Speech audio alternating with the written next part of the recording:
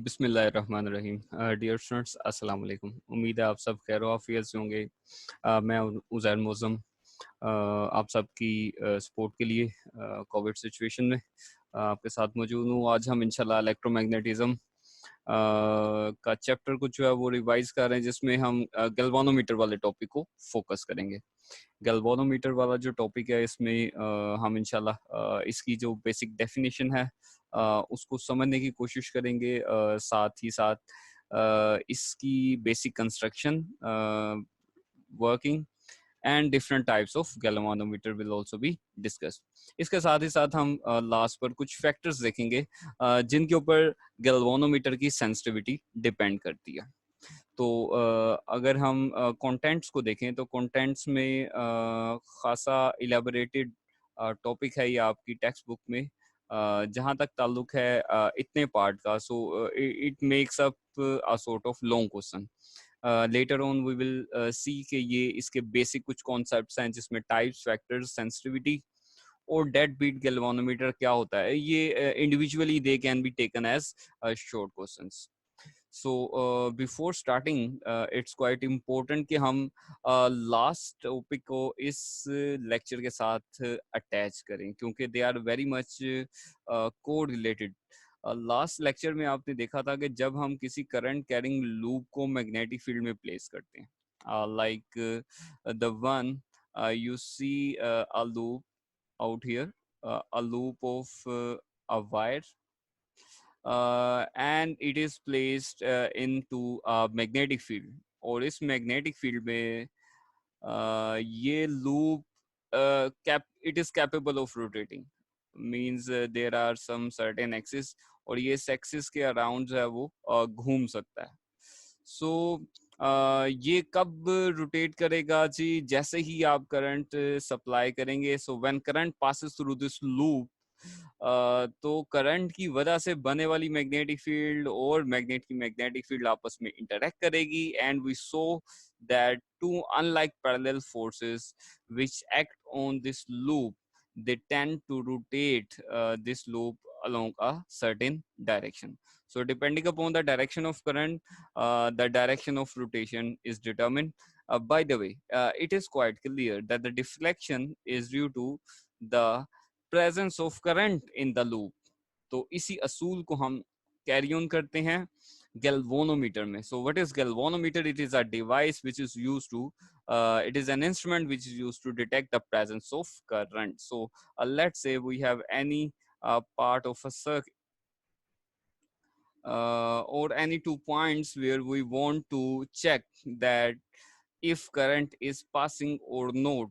So in order to do that, you need to connect it across in series with the galvanometer, so that if there is some current, that current can also pass through galvanometer. So जैसे ही ये current इस galvanometer में से pass करेगा, तो इसके inside there is some winding, there is some coil, and those coils, the ends of the coils are connected with these two terminals. So as soon as current passes through, it causes a deflection. So this deflection will also cause this needle to deflect on either side.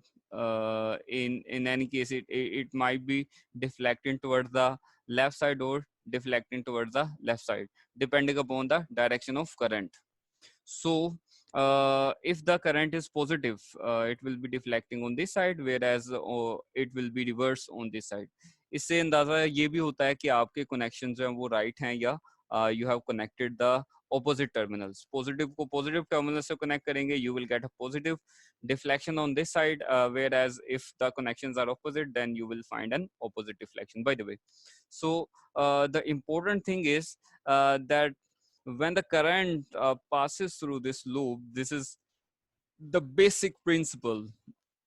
So as soon as the current passes through it, and it is placed inside the magnetic field, obviously, so a turning effect is produced. This turning effect can be used to detect the presence of current, and this is what it does.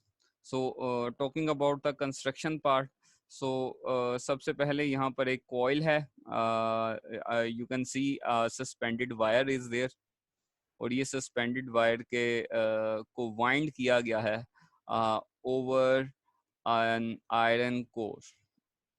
अब सवाल यहाँ पे ये पैदा होता है कि इस कॉइल को हमने सिंपल एयर में क्यों नहीं रख दिया? Why we did not just kept it in air and made a loop and that's it.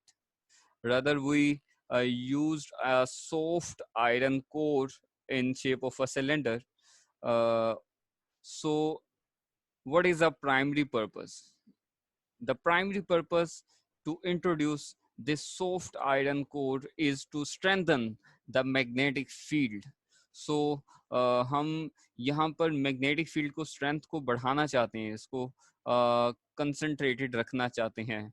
तो अगर तो हवा में से फील्ड लाइंस गुजरें तो वो वीक हो जाती हैं, जबकि अगर इस सॉलिड मटेरियल में से जो कि मैग्नेटिक प्रॉपर्टीज रखता है, इसके अंदर से जब फील्ड लाइंस गुजरेंगी तो इनकी स्ट्रेंथ मजबूत हो जाएगी, क्योंकि मैग्नेट के दरमियान में और इस कॉइल के दरमियान में जो बुनियादी इंटरेक्शन की वजह है, वो मैग्नेटिक फील्ड की इंटरेक्शन है। So we want to make the magnetic field interaction maximum so that the interaction and our galvanometer becomes very sensitive. So, so the cylindrical coil, there is a U-shaped frame of magnet. One side is north pole, whereas the other side is south pole. This will be static in general, whereas you find a wire जिसका एक सिरा है, दूसरे सिरे पे जिसको F से represent किया गया है. There is a mirror M. इसके बारे में हम later on discuss करते हैं. एक coil है जिसको wind किया गया है over the core, and there is a spindle. This spindle is denoted by E. So इस spindle का काम है कि once it rotates तो इसको return करेगा, ये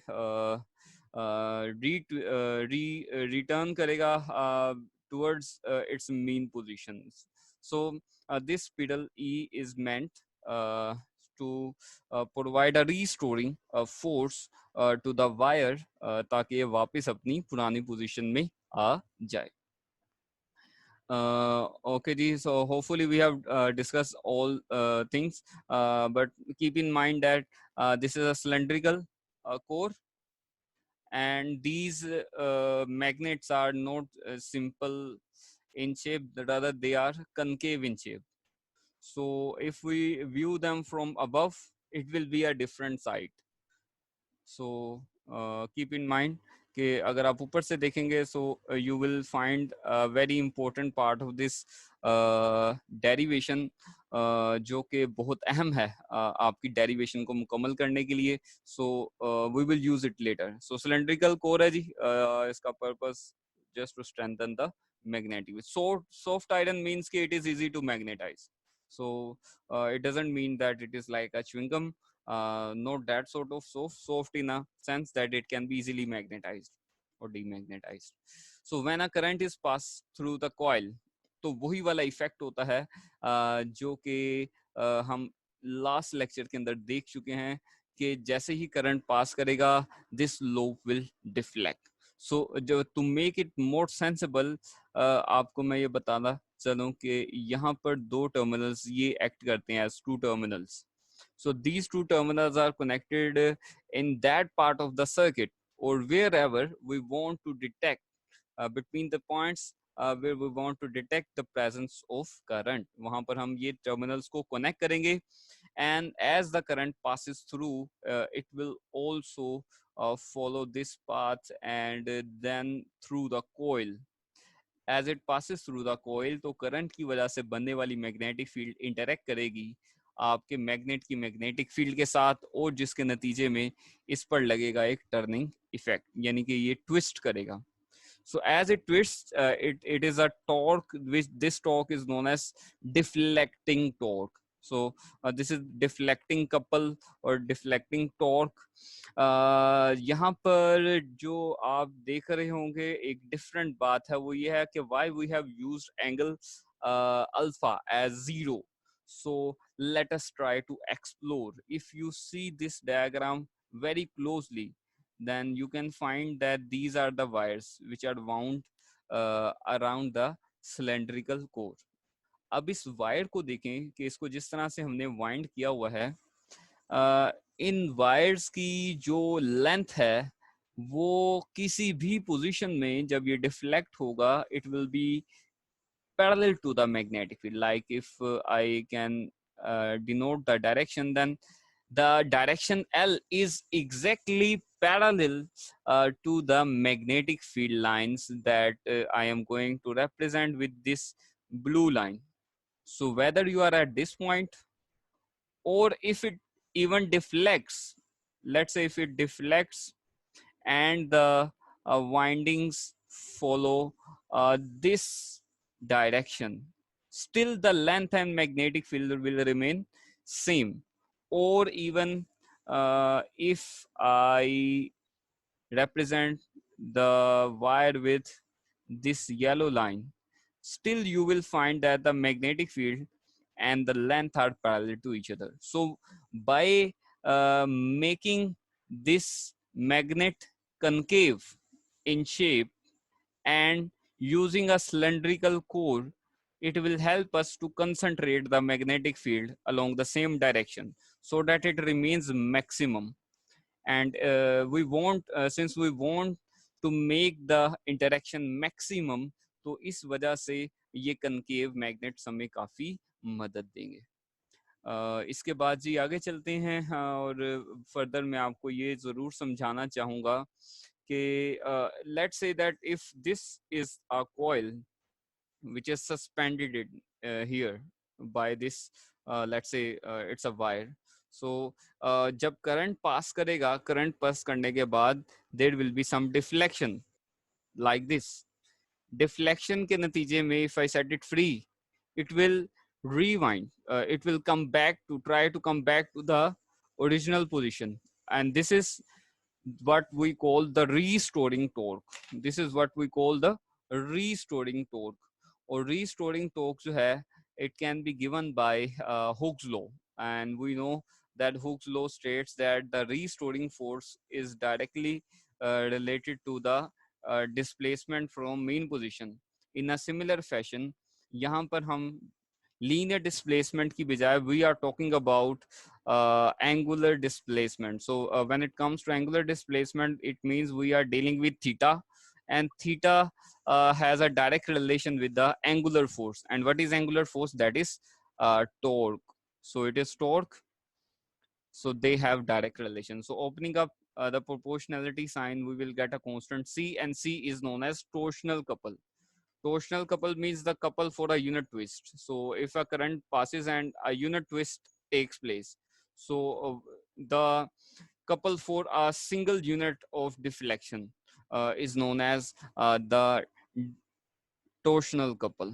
So अब जब ये needle, let's say कि ये हमारा pointer है, so if I represent a pointer by this, ये एल्यूमिनियम का पॉइंटर है जो भी 0 पे है, और आपका ये नीडल डिफ्लेक्ट हो जाता है यहाँ से, it deflects and let's say it follows a position of 3 milliampere, और ये यहाँ 3 मिली एम्पियर तक जाके इक्विलिब्रियम अचीव करता है. So when is it achieves equilibrium, ये कौन सा पॉइंट होता है? जब डिफ्लेक्शन की वजह से, करंट की वजह से डिफ्लेक्ट होके जो टॉर्क बन रहा है और जो restoring torque है, both are equal but they are opposite in direction. So when both of these torques become equal and equilibrium is achieved, और उसकी वजह से I is equal to B A N, and you see that it is equal to C theta. So हमने restoring torque और previous slide में deflecting torque B A N की जो value है उसको सब्स्टिट्यूट करना है. So B A N will gets divided on this side of the equality, and you will find कि करंट का डायरेक्ट रिलेशन है थीटा के साथ. सो जितना डिफ्लेक्शन ज्यादा होगी उतना ही आपकी जो करंट की मैग्नीट्यूड है वो भी ज्यादा होगी. ये रेप्लिकेट करेगा that current has greater magnitude. So they have direct relation with each other. This is it. So this is the first part of our today's lesson, जहाँ पर हमने यही conclude किया that greater the deflection theta greater will be the amount of current. So let us now come towards the shorter part of the topic. So lamp and scale arrangement क्या होती है? ये conventional एक arrangement है जो कि use की जाती है जिसमें यहाँ पर आपको गैल्वानोमीटर की मीटर मूवमेंट दिखाई दे रही है। मीटर मूवमेंट से मुराद गैल्वानोमीटर का वो वाला हिस्सा होता है जो कि डिफ्लेक्ट करता है या घूमता है। सो अब हम उस मिरर का एक्सप्लोर करते हैं कि ये मिरर एम क्या चीज है।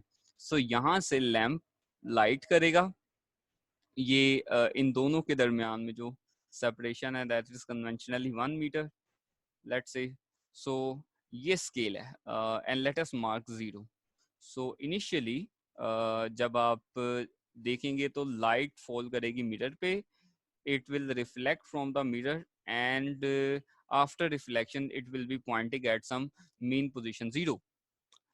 जिसके बाद क्या होगा, यहाँ पर से टकराने के बाद जब ये इधर आएगा, अब इस मीटर मूवमेंट को हम किसी सर्किट के साथ कनेक्ट करेंगे। ये इसके दो टर्मिनल्स हैं, we have two terminals over here, one is at this point, the other one is at the bottom.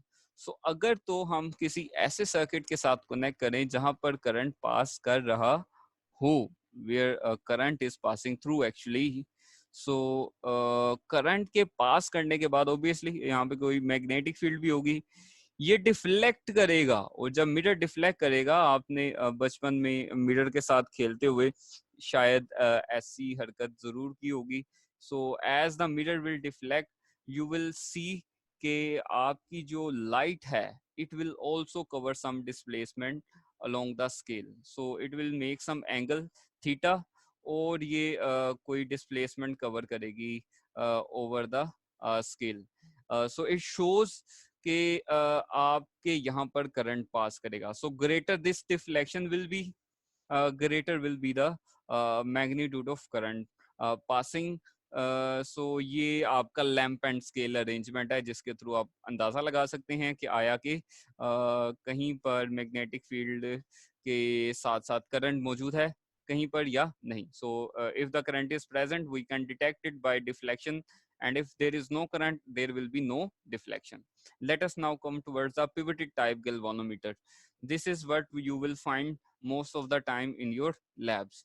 So it is quite simple। आप देखें तो आपको यहाँ पर एक स्पिरल नजर आ रही है, स्प्रिंग नजर आ रही है on the on either sides of this rod, और ये यही दो टर्मिनल्स हैं जो कि इन होंगे। करंट लेट से यहाँ से अगर आएगा so it will be pass, और यहाँ पर जैवल्ड बेरिंग्स लगे हुए हैं।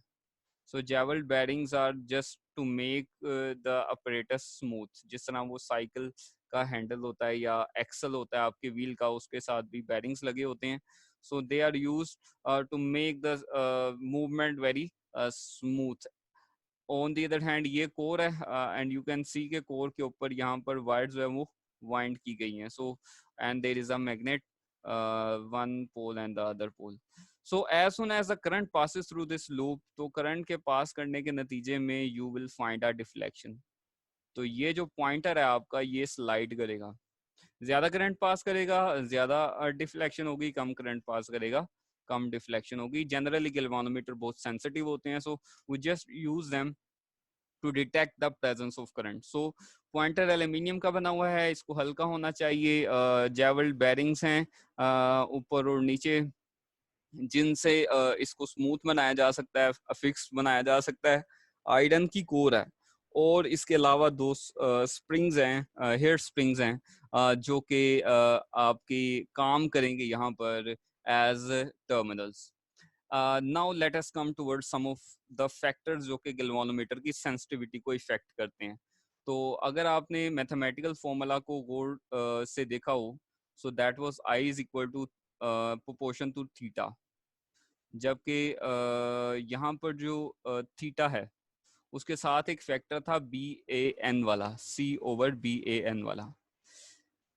सेंसिटिविटी से क्या मुराद है? सेंसिटिविटी से मुराद ये है कि अगर तो आपके यहाँ पर कोई like if we can exemplify तो यहाँ पर ये एक पर्सन है, ये आपके मुकाबले में, आपके मुताबिक ये ज़्यादा सेंसिटिव है। आप थोड़ा सा भी कुछ कहेंगे, it will give you large response. जबकि इस इंसान को अगर आप देखें, सो यू विल फाइंड कि ये उतना ज़्यादा सेंसिटिव नहीं होगा। ठीक है, इसको आप अगर धक्का भी दे देंगे तो शायद इसको फ़र्क भी ना पड़े, पता भी नहीं चले। सो हम गैल्वानोमीटर को सेंसिटिव बनाना चाहते हैं क्योंकि हमने गैल्वानोमीटर को इस्तेमाल करना है करंट की मौजूदगी का पता लगाने के लिए। So if we want to जज the presence of magnetic current, sorry, the presence of electric current.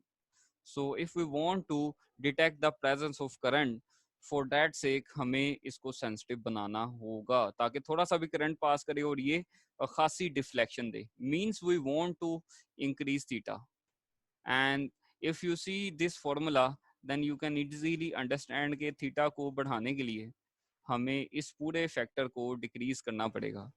we need to decrease this whole factor, and this whole factor is depending upon the design of galvanometer, जिसमें सबसे पहले c को कम करना पड़ेगा और denominator वाले सारे factors को बढ़ाना पड़ेगा। लाइक b को भी बढ़ाना पड़ेगा, a को भी बढ़ाना पड़ेगा, n को भी बढ़ाना पड़ेगा। सो चलें हम देखते हैं कि क्या ऐसा हो सकता है, कैसे हो सकता है। Let's see. तो c जो है ये टोर्शनल कपल है, that was couple for unit twist. और याद रखें अगर आप इसको कम करना चाहते हैं तो आपको एक थिन वायर यूज करनी पड़ेगी, एक ऐसी वायर जिसका डायमीटर कम हो और जिसकी लेंथ काफी ज्यादा हो। लेकिन हम ये एक हद से ज्यादा नहीं कर सकते, यानी कि एक हद से ज्यादा बारीक अगर आप तार इस्तेमाल करेंगे तो वो तो टूट भी सकती है। So that is why there is some limit. ये एक पहला तरीका है। दूसरा तरीका है जी, आप नंबर ऑफ टर्न्स को बढ़ा दें। देखिए जी, नंबर ऑफ टर्न्स को बढ़ाएं। अगर नंबर ऑफ टर्न्स को बढ़ाना भी अच्छी टेक्निक है, लेकिन एक हद से ज्यादा बढ़ा देना, मैं इतनी ज्यादा बढ़ा दूं कि वो बजाय इसके के सेंसिटिव होने के वो इतना हैवी हो जाए कि वो सेंसिटिव ना रहे, वो ये बन जाए। सो हम ये भी नहीं चाहते। So there is we can increase the number of turns that but not beyond some certain limit. So increasing the value of magnetic field, this is the best way कि हम जिसको कंट्रोल भी कर सकते हैं कि हम मैग्नेटिक फील्ड जो है उसकी स्ट्रेंथ को जितना मजबूत बनाएंगे उतना ही आपका सेंसिटिविटी भी बढ़ जाएगी। Last thing is to increase the area, but again we don't want to make this galvanometer so much large that we need some assistants to carry it along. तो इतना भी भारी ना हो जाए, इतना भी एरिया ना बढ़ा दें कि ये इसका इतना हैवी हो जाए कि आपको कैरी करना ही मुश्किल हो। पोर्टेबल होना चाहिए, छोटे से डिवाइसेस हैं, इंस्ट्रूमेंट्स हैं जिनको करंट डिटेक्शन के लिए यूज किया जाता है। सो दिस इज द वे। ये चार मेथड है जिनमें से the best one is this one. we can use the other ones as well, but while designing we need to keep a certain limit ताकि हम बाकी फैक्टर्स को भी इग्नोर ना करें। सो सेंसिटिविटी क्या होती है? माइक्रोमीटर के अंदर करंट जो कि 1 मिलीमीटर डिफ्लेक्शन प्रोड्यूस करने के लिए रिक्वायर्ड होता है एक ऐसे गैल्वानोमीटर में जिसमें 1 मीटर दूर पड़ा हुआ है आपका मिरर। सो ये जो डेफिनेशन है ये कन्वेंशनली डिफाइंड है बाय दिस अरेंजमेंट। सो अगर कोई 1 मीटर दूर पड़े हुए मिरर के ऊपर से डिफ्लेक्ट होने के बाद 1 मिलीमीटर 1 मिलीमीटर डिफ्लेक्शन हो, और तो जो गैल्वानोमीटर की वो सेंसिटिविटी कहलाती है, यानी कि कितना आपको करंट रिक्वायर्ड है that can produce 1 millimetre deflection on a scale which is placed 1 meter away from the mirror. So this is how we define the sensitivity. अगर तो कम करंट पे डिफ्लेक्ट कर देगा तो वो ज्यादा सेंसिटिव है, अगर हमें ज्यादा करंट अप्लाई करना पड़ रहा है तो वो ज्यादा सेंसिटिव नहीं होगा। Now let us come towards the last point, that is dead beat galvanometer. होता ये है कि जब आपका गैल्वानोमीटर डिफ्लेक्ट होता है करंट पास करने के बाद, so it keeps on oscillating, like ये अभी 0 पे है and this is the final position. तो ये इस पोजीशन पे ऑसिलेट करता रहेगा। So it will be very disturbing for the observer कि वो फाइनल पोजीशन पे ना आए। Like if this is 4 milli ampere तो ये यहाँ पे रुकेगा नहीं, ये ऑसिलेट करता रहेगा। So it is quite annoying at times. So इस चीज को खत्म करने के लिए क्या किया जाता है, हम आर्टिफिशियल मेथड अप्लाई करते हैं, न्यूमेटिक मेथड्स यूज करते हैं, जिनके जरिए हम जैसे ही करंट पास हो तो इसकी जो नीडल है वो डायरेक्टली अपनी करंट की वैल्यू के ऊपर आ जाती है। इस न्यूमेटिक मेथड को जो हम अप्लाई करते हैं, प्रेशर बढ़ाया जा सकता है, मैग्नेट अप्लाई किए जा सकते हैं जो इनको फाइनल पोजीशन पे आके रख दें, या we can use other latching methods.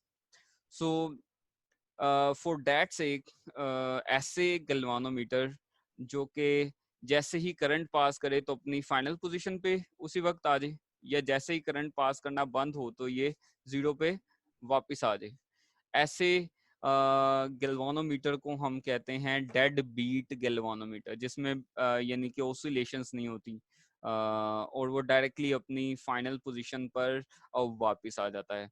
सो ये हमारा आज का लेसन था। होपफुली इसमें सारे पॉइंट्स आपको क्लियर हो चुके होंगे। So the message of the day is there is plenty for everyone.